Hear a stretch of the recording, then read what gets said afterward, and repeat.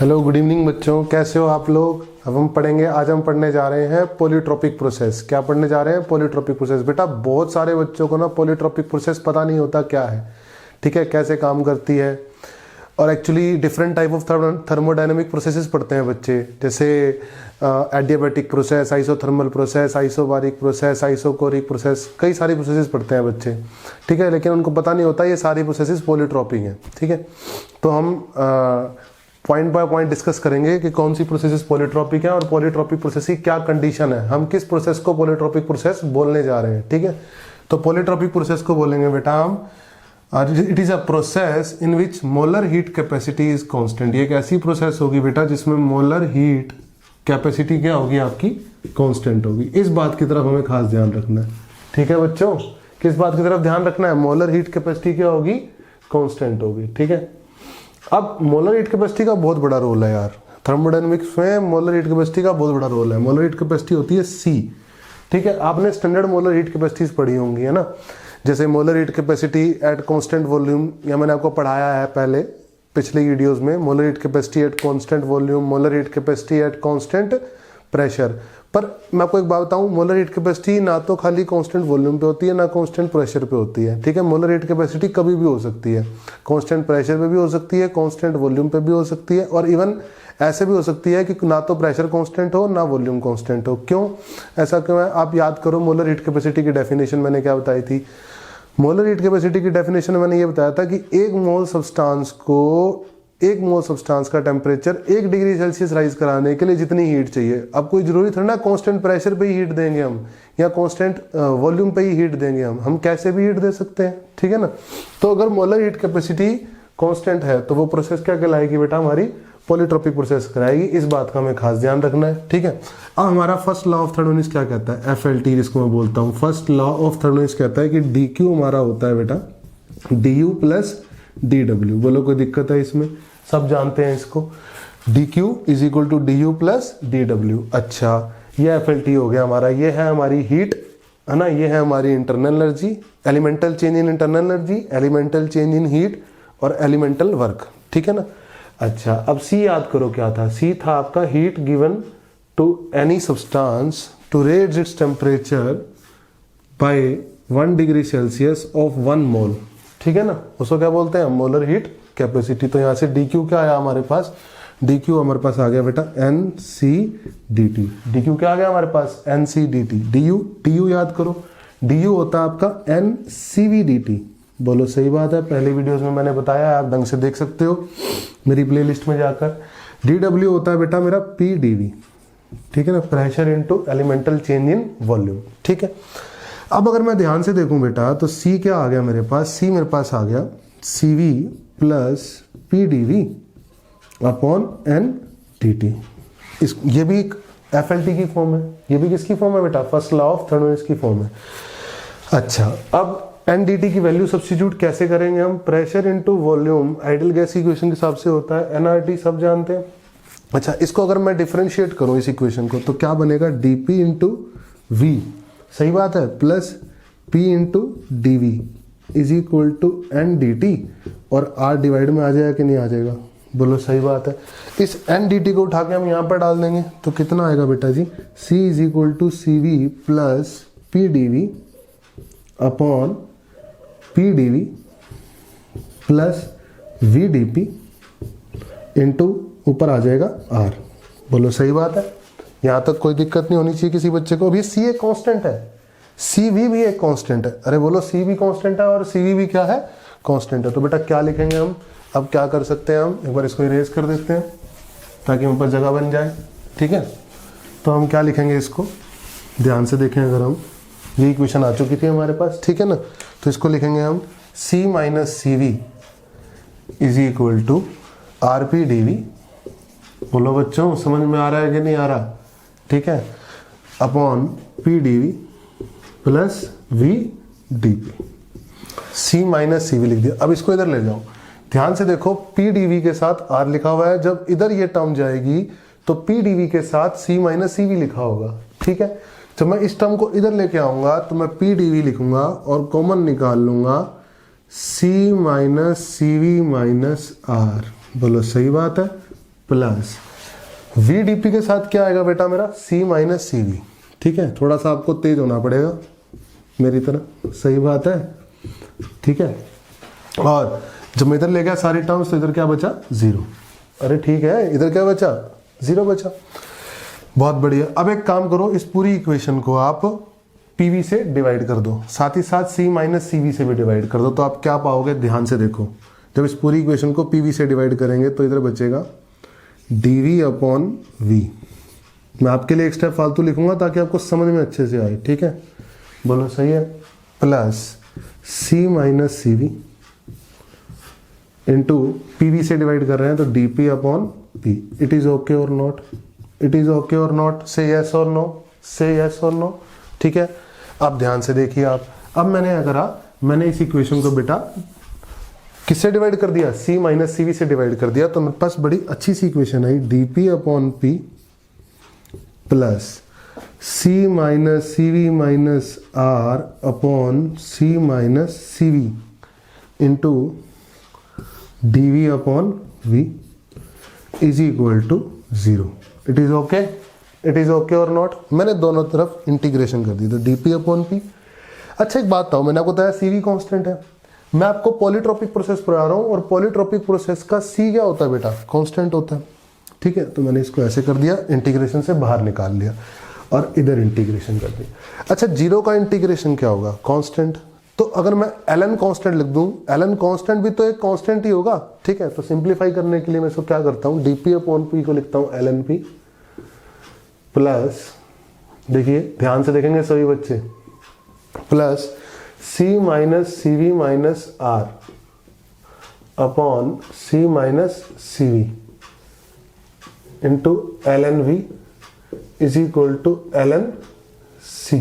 बोलो सही बात है, कोई दिक्कत कहीं से कहीं तक आनी नहीं चाहिए।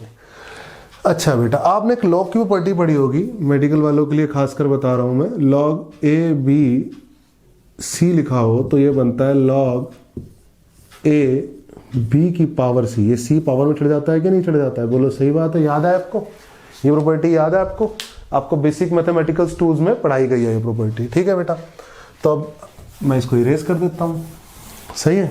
जब मैं इसको इरेज करता हूँ तो मेरे पास क्या इक्वेशन आ गई, ध्यान से देखेंगे हम लोग। मेरे पास आ गई L N P. L N क्या होता है, लॉग ई बेस पे होता है ना, ठीक है ना। एक बात मैं बेटा आपको बता दूं, आपका ये अगर मेरे से आपने यहाँ से पॉलीट्रॉपिक प्रोसेस प्रॉपर पूरा देख लिया तो पॉलीट्रॉपिक प्रोसेस में कभी दिक्कत आने वाली है नहीं। ठीक है ना, ये मेरी आपसे गारंटी। प्लस एल एन वी, और वी की पावर चढ़ जाएगा, मैंने जैसे बताया ये पावर चढ़ जाएगा सारा का सारा। तो क्या चढ़ जाएगा पावर, तो मैंने एक काम करा, C minus C V minus R upon C minus C V को मैंने नंबर मान लिया जेड। कोई दिक्कत, तो ये जेड पावर में चढ़ जाएगा, नहीं चढ़ गया, is equal to L N C. It is okay.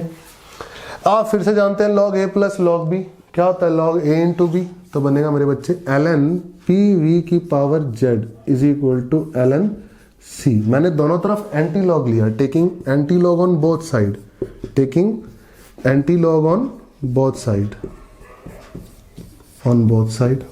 ठीक है, तो मेरे को क्या मिला बेटा, बोथ साइड भी लिख देते हैं, बाकी कुछ बातें तो अंडरस्टूड भी होती हैं। सही बोल रहा हूँ कि नहीं बोल रहा, ठीक है। तो मेरे को क्या मिल गया बेटा, मेरे को मिल गया यहाँ पर पी वी की power Z is equal to constant. तो पॉलीट्रॉपिक प्रोसेस की जनरल इक्वेशन है मेरा बेटा ये। This is the general equation of polytropic process, general equation of polytropic process.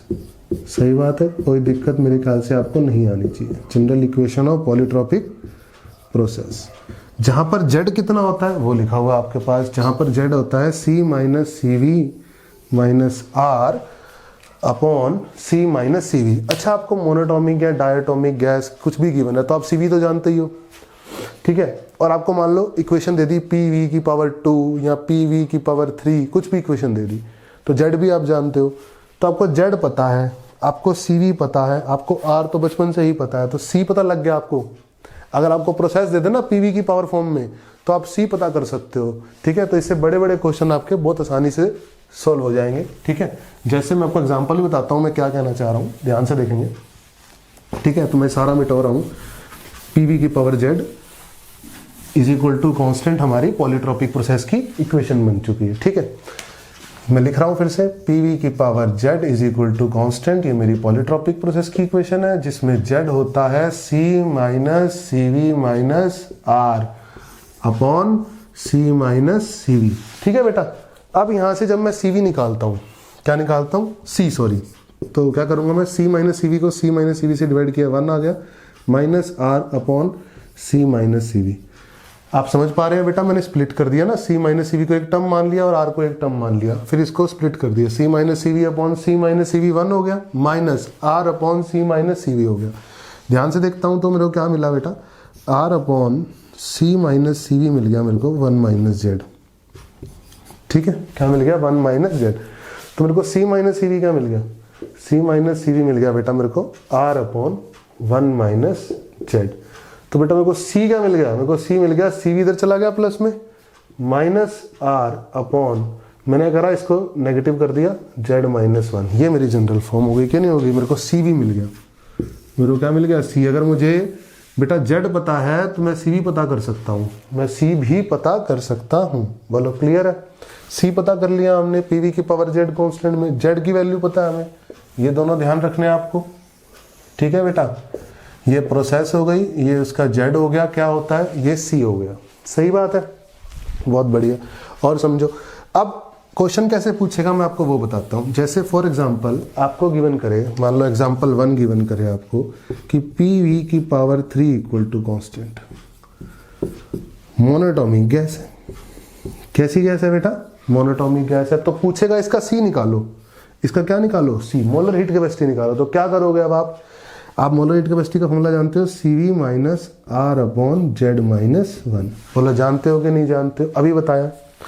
अगर आप जानते हो तो आपको पता लग चुका है जेड क्या है, 3 है, जेड 3 है, 3 माइनस 1 कितना आ गया, 2, और CV कितना है मोनोटॉमिक के लिए, 3r/2। तो इसको लिखेंगे आप 3r/2 माइनस आर, और जेड है 3 माइनस 1 यानी 2, तो कितना आ जाएगा, 3r minus are, 2r/r, are आ जाएगा बेटा। तो मोलर हीट कैपेसिटी मेरी इस प्रोसेस की आर आ गई। बोलो समझ में आया कि नहीं आया, ऐसा क्वेश्चन मिलेगा आपको। आप सी पता कर लोगे कि नहीं कर लोगे अब आसानी से, बिल्कुल आसानी से आपको सी पता चल जाएगा। सही है बेटा, क्लियर है। अच्छा, आपको ऐसी फॉर्म भी दे सकता है, देखो और एक फॉर्म बताता हूँ आपको मैं। ठीक है, आपको एक फॉर्म और बताता हूँ। आपको फॉर्म दे सकता है, मान लो P की power 3V equal to constant. आप क्या करोगे, आपको पीवी की पावर जेड बनाना है। किसकी पावर जेड बनाना है, वॉल्यूम की पावर जेड। तो यहाँ तो पावर किसकी दे रखी है, प्रेशर की, तो इसको दोनों तरफ 1/3 पावर करोगे तो पावर प्रेशर इंटू वॉल्यूम की पावर 1/3 कांस्टेंट बनेगा। अब यहाँ पर आपकी जेड की वैल्यू क्या पुट करोगे आप, 1/3। अब मोनोटॉमिक गैस गिवन है अगर आपको मान लो, तो आप क्या करोगे बेटा, C is equal to CV minus R upon Z कितना है, 1/3 माइनस 1। और CV आप मोनोटॉमिक का जानते हो कितना होता है, 3r/2। पुट करो आंसर पाओ, पुट करो और आंसर पाओ। देखो छोटे छोटे क्वेश्चन बनेंगे ऐसे मेडिकल में, मेंस में, IIT में भी बनते हैं ऐसे क्वेश्चंस, ठीक है ना। तो आपको प्रेशर वॉल्यूम का वेरिएशन से आई गया है सारी चीजें समझ में। अच्छा, अब हो सकता है आप स्क्रीनशॉट ले सकते हो, ठीक है। अब हो सकता है आपको क्या गिवन करे, आपको गिवन करे कि टेम्परेचर वॉल्यूम में इक्वेशन गिवन करे। प्रोसेस आपको किस में गिवन करे, टेम्परेचर वॉल्यूम में। इसके बारे में भी समझो। जैसे मान लो गिवन करे temperature into volume is equal to constant. Ideal gas है, मोनोटॉमिक गैस है। कैसी गैस है बेटा, मोनोटॉमिक। आप इस क्वेश्चन को कैसे हैंडल करोगे, या डायटोमिक भी हो सकती है वो तो गैस, आप सीवी जानते ही हो सबका। अब इस क्वेश्चन को कैसे हैंडल करोगे आप, आपको पीवी की पावर जेड बनाना है। अब आप एक बात अच्छे जानते हो कि P V is equal to, P V को directly proportional, P V is equal to N R T होता है। चलो मैं आपके लिए लिख के दिखाता हूँ। तो PV directly proportional to temperature होगा कि नहीं होगा, बोलो। तो टेम्परेचर की जगह मैं पीवी लिख सकता हूँ। तो इक्वेशन क्या बनेगी, पीवी इंटू वी की power 3 is equal to constant. सही है, मैंने टेम्परेचर को पीवी से रिप्लेस कर दिया बेटा, प्रोपोर्शनलिटी है ना, कांस्टेंट ही है उधर भी। तो मेरा क्या बन गया, पीवी की पावर 4 कांस्टेंट। अब फिर से आपको जेड पता लग गया, जेड की वैल्यू क्या पता चल गई आपको, 4। अब जेड की वैल्यू 4 पता चल गई, इस इक्वेशन में डालो, आपका फिर से सी आ गया।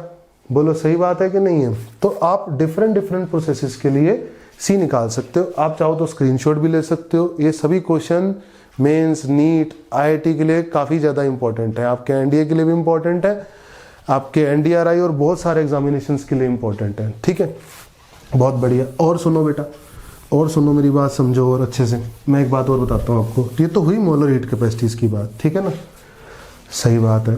अब और समझो, अगर आपको मोलर हीट कैपेसिटी पता है तो आपको हीट भी तो पता है। देखो, अगर आपको ये बोले कि टेम्परेचर इनिशियल से फाइनल हुआ, मतलब टेम्परेचर कितना बढ़ा या कितना चेंज हुआ, डेल्टा टी, ठीक है ना।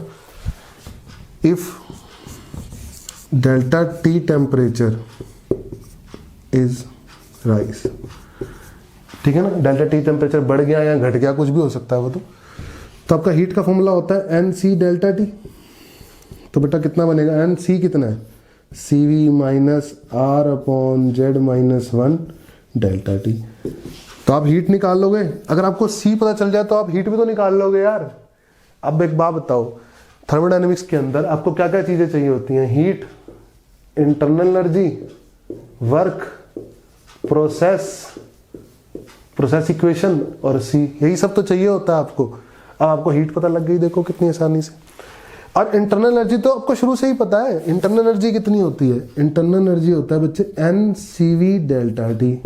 इंटरनल एनर्जी कितना होता है, N C V delta T, ठीक है। और वर्क, अब वर्क कितना होगा, अब आपको हीट पता है, इंटरनल एनर्जी पता है, तो एक बात बताओ, दोनों को सब्ट्रैक्ट कर दोगे तो क्या आएगा, वर्क। क्यों, क्योंकि delta Q is equal to delta U plus delta W होता है ना। तो डेल्टा डब्ल्यू कितना आएगा बेटा, delta Q minus delta U. तो इनको सब्ट्रैक्ट कर दूंगा मैं, तो देखो ध्यान से, N C V delta T में से N C V delta T तो कट गया, बचा वर्क कितना बचा, minus N R delta T upon Z minus 1। तो मेरे बेटे, मेरे प्यारे प्यारे बच्चों, आपने पॉलीट्रॉपिक प्रोसेस की, पहली बात तो आपने पॉलीट्रॉपिक प्रोसेस जाना क्या होता है। पॉलीट्रॉपिक प्रोसेस एक ऐसी प्रोसेस है जिसका सी कांस्टेंट है, ठीक है। फिर उससे प्रोसेस कैसी निकलती है, प्रोसेस की इक्वेशन क्या होती है, आपने वो जाना, पीवी की पावर जेड इक्वेशन होती है। फिर आपको पता लगा जेड क्या होता है, जेड होता है C minus C V minus R upon C minus C V, ठीक है। ये आ गया सी, ये आ गया आपका जेड, है ना, सी की फॉर्म में। आप सी भी जेड की फॉर्म में निकाल सकते हो। सी होता है जेड की फॉर्म में C V minus R upon Z minus 1। बोलो सही बात है। आपको मैंने वेरिएशंस बताई कि कैसे प्रोसेस से आप सी हैंडल करोगे। प्रोसेस पता होगी अगर आपको, तो आप हीट, इंटरनल एनर्जी, वर्क, तीनों के तीनों पैरामीटर्स निकाल सकते हो, ठीक है। तो ये मेरा सारा कंप्लीट लेक्चर था पॉलीट्रॉपिक प्रोसेस के ऊपर कि पॉलीट्रॉपिक प्रोसेस क्या है, उसकी प्रोसेस की इक्वेशन क्या है, ठीक है, उसमें सी क्या है, और हीट डेल्टा यू और डेल्टा डब्ल्यू कैसे निकलता है। बोलो ठीक है। अगर आपको वीडियो पसंद आया तो लाइक और शेयर जरूर करें। और एक मेरी बात बताऊंगा आपको, सबसे इंपॉर्टेंट, अगर आप थर्मोडायनेमिक्स प्रॉपर मेरे लेक्चर्स देखते रहेंगे तो मेरा विश्वास है कि आपका थर्मोडायनेमिक्स का एक भी क्वेश्चन नहीं बचेगा, इवन डाउट भी नहीं आएगा। आपसे सारे क्वेश्चन खुद ब खुद सॉल्व होते चले जाएंगे। आईआईटी में अपीयर होने के लिए, मेडिकल में अपीयर होने के लिए और मेंस में अपीयर होने के लिए आपके लिए ये थर्मोडायनेमिक्स के लेक्चर सफिशिएंट रहेंगे, ठीक है बेटा। All the best, take care, bye bye.